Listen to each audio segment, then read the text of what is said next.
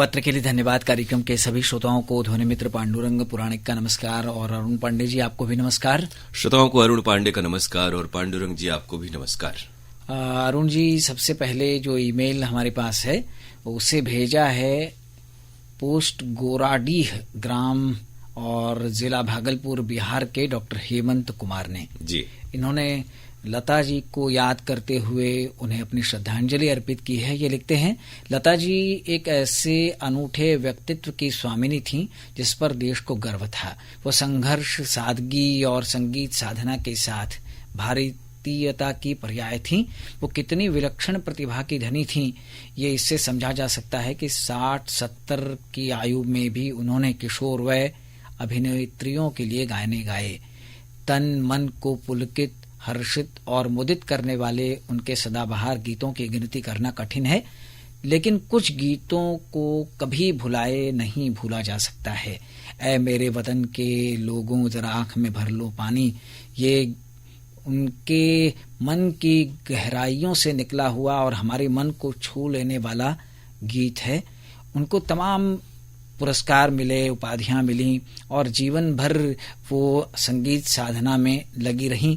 उनके गीत गरिमामय व्यक्तित्व को बिल्कुल सही से रेखांकित करते हैं। मेरी आवाज ही पहचान है। उनकी लोकप्रियता का कोई सानी नहीं था। उनके यश आदर को हम सबको प्रणाम करना चाहिए। उनके जैसा सम्मान, उनकी जैसी आवाज शायद किसी की भी नहीं है। बिल्कुल ऐसा विरले होता है कि अपने जीवन काल में ही व्यक्ति मिथक बन जाता है, आदर्श बन जाता है। और लता जी और हम में से बहुत सारी पीढ़ियां हैं पांडुरंग जी जो लता मंगेशकर को सुनते सुनते बड़ी हुई और सुख दुख हर तरह के जो जज्बात होते हैं, तीज त्योहार होते हैं, उसमें लता जी के गाने 12 हम सब सुनते गाते गुनगुनाते आए हैं। तो सचमुच हम सबके दिलों में उनके लिए जो आदर सम्मान है वो सदा बना रहेगा और आने वाली पीढ़ियां बाद जमाने तक उनके गाए गीतों को सुनती और याद करती रहेंगी। छत्तीसगढ़ चूड़ी लाइन मुंगेली के मोहम्मद इसहाक, खतीजा बेगम, मोहम्मद अशफाक और मोहम्मद अल्ताफ ने भी लता दीदी को भावभीनी श्रद्धांजलि अर्पित की है। वो लिखते हैं, सारे जहां की स्वर कोकिला है लता, मधुर सरस सलीला है लता। हर गीत का वो स्वर है, हर गीत जिससे मुखर है, एक स्वच्छंद तान है वो। हर नगमे की जान है वो, जीवन की झंकार है वो। मन वीणा का तार है वो, नाज है जिसपे सारी दुनिया को। हर दिल का गीत है, सुरीला है लता। बहुत अच्छी पंक्तियों से आपने अपने श्रद्धा सुमन अर्पित किए हैं। और सचमुच जो हमारा माध्यम है रेडियो, इसके जरिए हम लोग कितने दशकों से लता जी के गीत आपको सुनवा रहे हैं, खुद भी सुन रहे हैं और ये सिलसिला यूं ही चलता रहेगा। ऐसे हमने कहा कि दैदीप्यमान नक्षत्र विरले होते हैं और उन्हें हम सदा स्मरण में हमारे रहेंगे। और जैसा उन्होंने लिखा था अभी कि आवाज ही पहचान है, तो ये आवाज सदियों तक हमारे दिलों में गूंजती रहेगी, हमारी जिंदगियों को रोशन करती रहेगी। उन्होंने कहा है कि शत शत नमन हम करते हैं उस सुरीली हर दिलों में बसी हुई मीठी आवाज की धनी गायिका लता मंगेशकर जी को। रेडियो पर उनके गाने श्रोताओं को आनंदित करते रहेंगे, उनके दिलों में गूंजते रहेंगे और हम सब के बीच वो हमेशा हमेशा बनी रहेंगी। उनके फरमाइशी गाने भी हम लगातार सुनते रहेंगे, उनको याद करते रहेंगे। बिल्कुल। और लता जी ने एक इंटरव्यू में आकाशवाणी विविध भारती को खुद भी कहा था कि वो स्वयं भी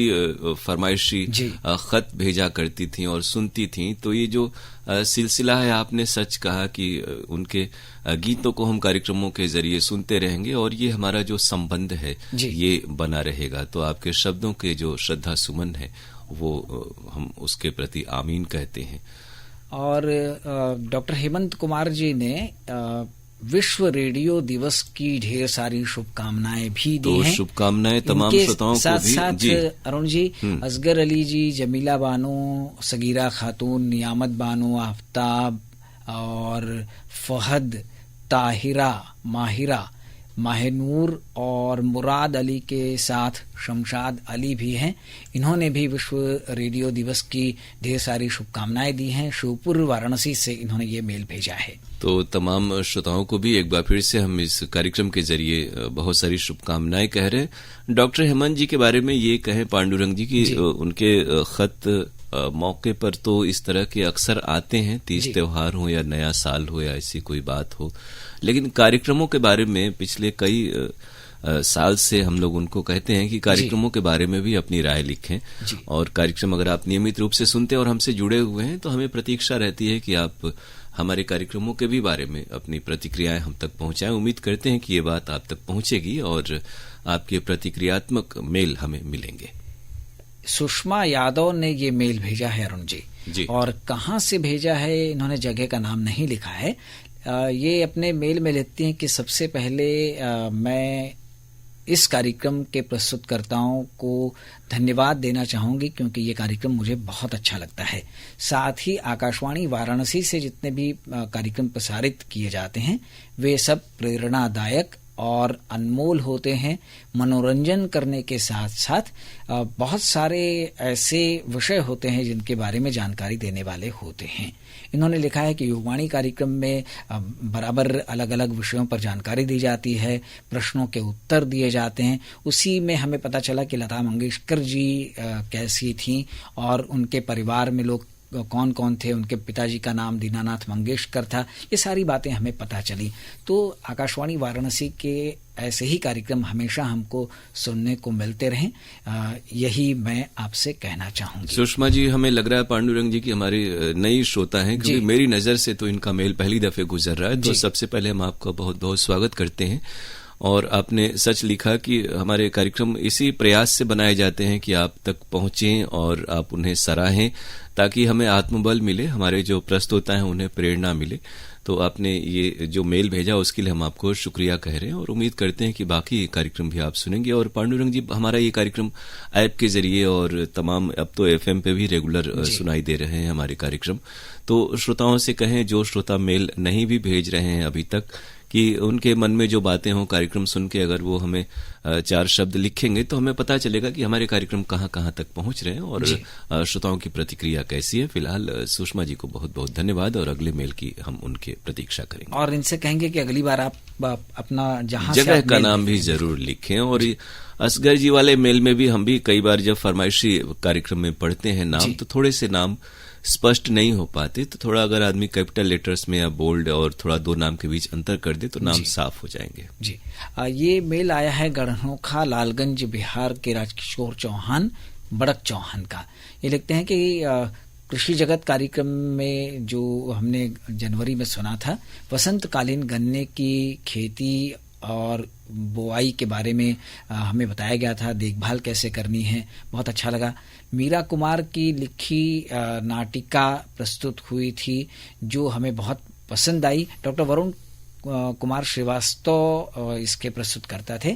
इस नाटक में यही दर्शाया गया था कि भेदभाव बिल्कुल नहीं करना चाहिए, सभी समान हैं और सभी के साथ हमें आदर करना चाहिए, सभी मानव हैं, इसका हमें ध्यान देना चाहिए।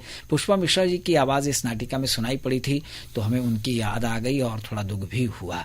16 जनवरी को आज इतवार कार्यक्रम में डॉक्टर सरोज बिसारिया का लिखा प्रहसन हाँ मैं लड़की हूँ प्रस्तुति किशोर कुमार की थी, ये भी अच्छा लगा। 20 जनवरी को कृषि जगत में काशी हिंदू विश्वविद्यालय के डॉक्टर नरेश कुमार से दिनेश जी की बातचीत भेड़ पालन के बारे में हुई थी, वो बातचीत भी हमें अच्छी लगी। कृषि जगत कार्यक्रम मैं बराबर सुनता रहता हूँ और इसमें अमरेश कुमार से दिनेश जी की बातचीत हुई थी, जाड़े में पशुओं का खान पान, उनकी देखभाल के बारे में, वो भी अच्छी लगी। इसके अलावा हमें 24 जनवरी को हृदय रोग विशेषज्ञ डॉक्टर मोहित सक्सेना से जो दिनेश जी ने बात की थी वो बातचीत भी हमें अच्छी लगी। तो सबके लिए मैं कोटिशाह धन्यवाद देना चाहता हूँ। धन्यवाद तो हम लोग आपको कह रहे हैं राजकिशोर जी कि आप इतनी तन्मयता से कार्यक्रम हमारे सुन रहे हैं, बहुत ही पुराने आप श्रोता हैं और आपके खत, मेल, फोन वगैरह हमारे कार्यक्रमों में शामिल होते रहते हैं। तो आपकी बधाई हमारे तमाम विशेषज्ञों और प्रस्तुताओं तक पहुंच रही है।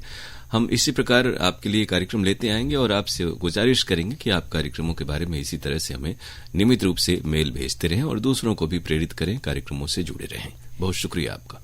बदरुद्दीन अंसारी और शकील अहमद अंसारी ने रजानगर बजरडीहा वाराणसी से ये मेल हमें भेजा है। ये लिखते हैं कि आकाशवाणी परिवार को हमारा नमस्कार।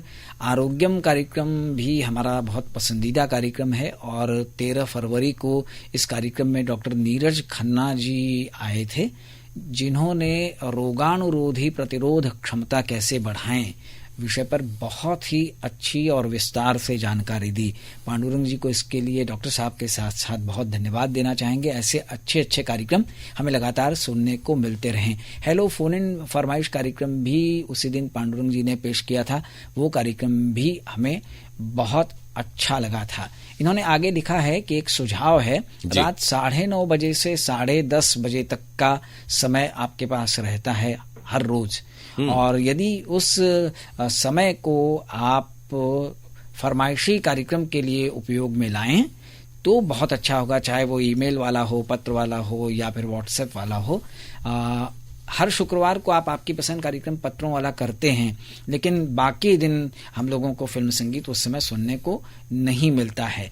तो हम चाहेंगे कि आप तो पहले तो जो शुरुआत के तमाम जिन कार्यक्रमों का आपने जिक्र किया, डॉक्टर नीरज खन्ना बहुत ही तजुर्बेकार और एक सामाजिक शख्सियत हैं, बहुत ही सहृदयता से और सुरुचिपूर्ण ढंग से अपनी बातें बताते हैं, और तो आपकी बधाई उन तक और पांडुरंग जी तक रूबरू पहुंच रही है। जहां तक इस बारे में बात है कि रात में 9:30 से 10:30 तक प्रतिदिन प्राइमरी चैनल पर जगह खाली है, तो ये नहीं है, क्योंकि हर बुधवार को तो जो तमाम पत्रिकाएं हैं जो दिल्ली से आती हैं वो हैं, और फिर रूपकों का अखिल भारतीय कार्यक्रम है, नाटकों का अखिल भारतीय कार्यक्रम है, फिर लखनऊ से खेल दर्पण कार्यक्रम आता है। तो प्रतिदिन वो जगह नहीं है, और जहां भी जगह खाली है वहां पर आपको, आपने जैसा खुद ही कहा कि आपकी पसंद कार्यक्रम आप सुन पाते हैं, तो वहां पर 10:30 से पहले प्रतिदिन नहीं है बिल्कुल, और फिक्स पॉइंट चार्ट में कई कार्यक्रम है और आमतौर पे वो दिल्ली और लखनऊ के रिले कार्यक्रम है, तो फिलहाल तो वहां पे कोई ऐसी गुंजाइश नहीं है।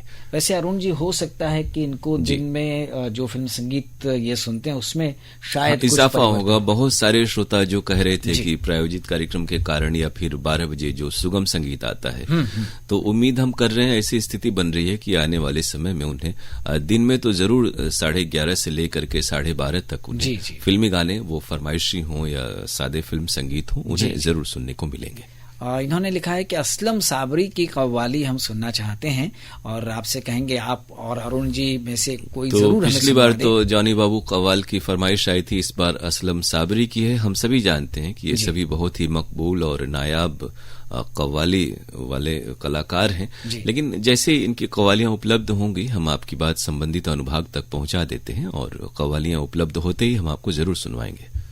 अरुण जी, इन्होंने लिखा है कि आप और हम दोनों ही जब कार्यक्रम पेश करते हैं तो वो कार्यक्रम बहुत अच्छे हो जाते हैं, तो हमारी गुजारिश ये है कि आप दोनों लगातार अच्छे अच्छे कार्यक्रम इसी तरह पेश करते रहें ताकि हमको अच्छा लगता रहे। तो वक्त तो परिवर्तन का है और सबका अपना अपना अंदाज होता है, और समय का जो चक्र है वो भी चलते रहता है, लोग आते जाते हैं और नई नई जो प्रतिभाएं हैं वो आपसे रूबरू होती हैं। तो ये एक तो दौर है, और हम लोग भी रहते हैं, नए बहुत सारे हमारे जो साथी हैं वो भी बहुत ही परिश्रम से आप तक कार्यक्रम पहुंचाने की कोशिश करते हैं, तो उनका भी हम चाहते हैं कि आप उत्साहवर्धन करें और उनके भी कार्यक्रमों का जिक्र करें इस प्रोग्राम में, और उन्हें सुने, सराहें, ताकि और कोई बात हो खास कि किसी के लबो लहजे में, तो वो भी आप लिख सकते हैं ताकि उन तक वो बात पहुंचेगी और वो भी अच्छे से प्रोग्राम कर सकेंगे।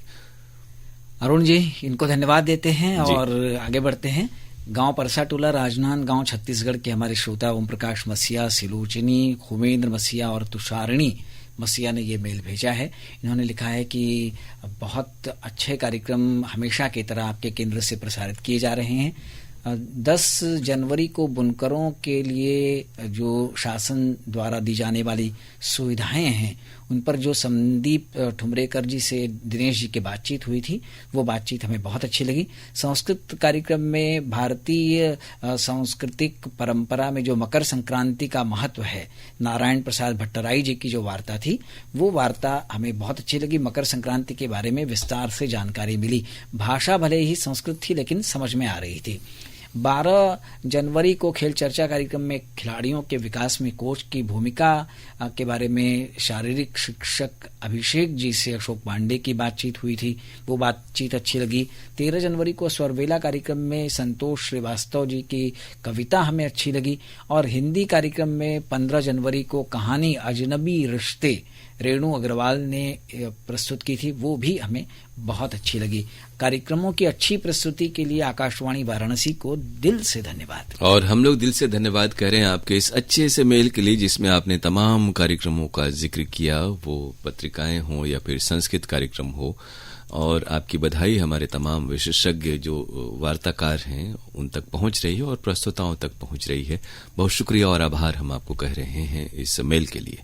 अरुण जी, चलने से पहले हम लोग एक संदेश हमेशा देते हैं जी, वो ये कि इस बार मतदान जहां जिस दिन हो जरूर मतदान कीजिए। और सावधानी क्या होगी वो अरुण जी हमेशा बताते हैं। मतदान करें, जरूर विवेक से करें। और जो कोरोना को लेकर के जो एहतियात है उसमें बिल्कुल ढिलाई नहीं हमें बरतना है। 2 गज की दूरी, मास्क का प्रयोग और साथ ही साथ हाथ और मुंह की साफ सफाई का हमें ख्याल रखना है। तो अब श्रोताओं से विदा लेते हैं, कहते हैं नमस्कार।